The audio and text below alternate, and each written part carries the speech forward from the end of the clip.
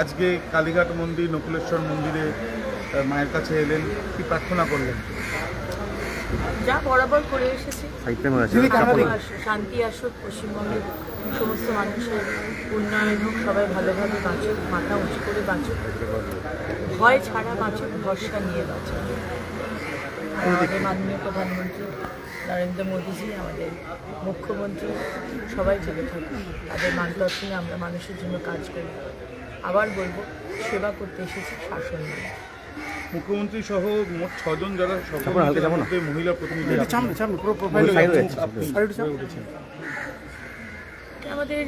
আমার শীর্ষ নেতৃত্ব মাননীয় প্রধানমন্ত্রী নরেন্দ্র মোদীজির আশীর্বাদ, মাননীয় গৃহমন্ত্রী অমিত ভাই শাহের আশীর্বাদ, আমার সম্মানীয় মুখ্যমন্ত্রী শুভেন্দু দা, যিনি সবসময় আমাদের পথ দেখিয়েছেন, বিধানসভার বাইরে ভিতরে হাতে ধরে কাজ শিখিয়েছেন, আমাদের সম্মানীয় অধ্যক্ষ মহোদয় দিলীপ দা, সুকান্ত দা এবং এখন সমস্ত সবার কন্ট্রিবিউশন।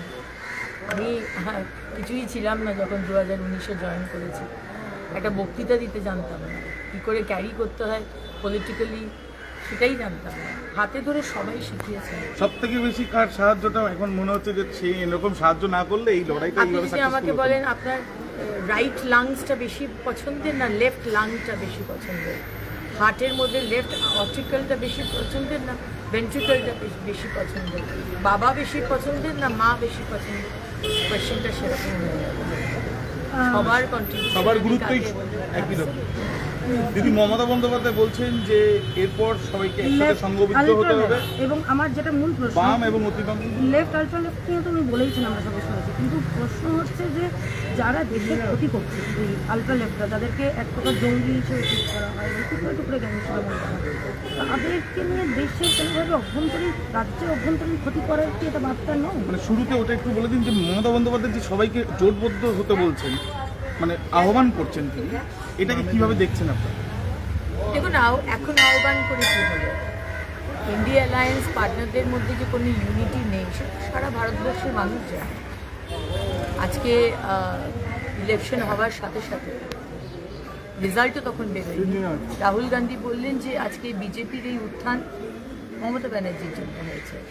সুতরাং যে একে অপরকে দোষ দেয়, একে অপরকে নিচু করে, ছোট করে, যাদের নীতি আদর্শ বলে কিছু নেই, যারা শুধু সময় বিশেষে তাদের নীতি আদর্শকে বদলায়, তাদেরকে ভারতবর্ষের মানুষ বিশ্বাস করে না। আর মমতা ব্যানার্জি আলট্রা লেফটদের সমর্থন করবে, এটা আমি তো অবাক হচ্ছি না।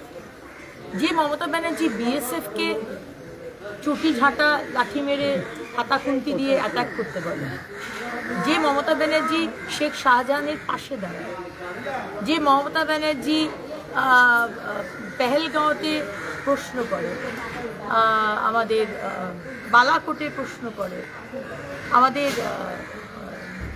যে আমাদের হলো দিল্লিতে যে সংসদে আক্রমণ হলো সেটা নিয়ে প্রশ্ন করে, প্রত্যেকটা বিষয়ে ভারতবর্ষকে ছোট করে দেখায় আর পাকিস্তানের সুরে কথা বলে, সেই মমতা ব্যানার্জি আলট্রা লেফট যারা ভারতবর্ষের সুরক্ষাকে বিঘ্নিত করছে, যারা অন্য এনিমি দেশের সাথে, শত্রু দেশের সাথে হাত মিলিয়ে দেশের ক্ষতি করছে, আজকে তাদের সমর্থন চাইছে।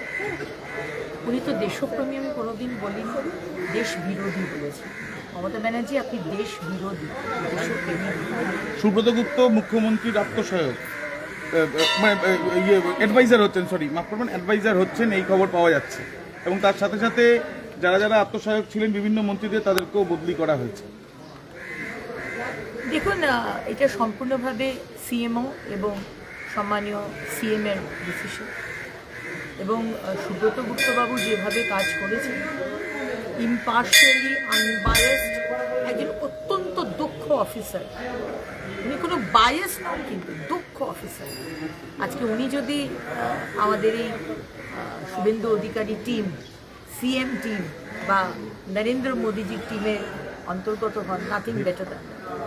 আইএএস আইপিএসদের সাথে সাথে বিভিন্ন আমলাদেরও বিভিন্ন জায়গা থেকে বদলি করা হচ্ছে। কোনোভাবে দুর্নীতিমুক্ত সরকার গঠন করার জন্য এই বদলিগুলো কি আবশ্যক? এত বছর যারা বিভিন্ন, অবশ্যই যারা দুর্নীতি করেছে, যারা দুর্নীতি করতে সাহায্য করেছে, যারা পক্ষপাতিত্ব করে কাজ করেছে, আমরা তাদেরকে চাই না, তারা অবশ্যই থাকবে। গভর্নমেন্ট অফিসার, কিন্তু মূল দায়িত্বে অবশ্যই তারা থাকবে। সুতরাং যারা দক্ষ, যারা দুর্নীতিমুক্ত, কারণ মাননীয় প্রধানমন্ত্রী বলেছেন জিরো টলারেন্স টু করাপশন, এবং যারা পক্ষপাতিত্ব করবেন, আমরা সেই রকম অফিসার। দিদি, শেষ প্রশ্ন, ডবল ইঞ্জিন সরকার পশ্চিমবঙ্গে কোন মন্ত্রিত্ব পেলে খুশি হবেন বেশি? এত দূর যে এগোতে পেরেছি আমার শীর্ষ নেতৃত্বের আশীর্বাদে, আমার মাননীয় প্রধানমন্ত্রী, আমার অভিভাবক মাননীয় প্রধানমন্ত্রী নরেন্দ্র মোদীজির আশীর্বাদে, এর থেকে বেশি কিছু পাওয়ার নেই। আমি তো বরাবর বলেছি যে আমি ওনাকে দেখে দলে এসেছি, আজকে উনি বাই নেম আমাকে চেনেন, আমার এর থেকে বেশি কিছু পাওয়ার নেই।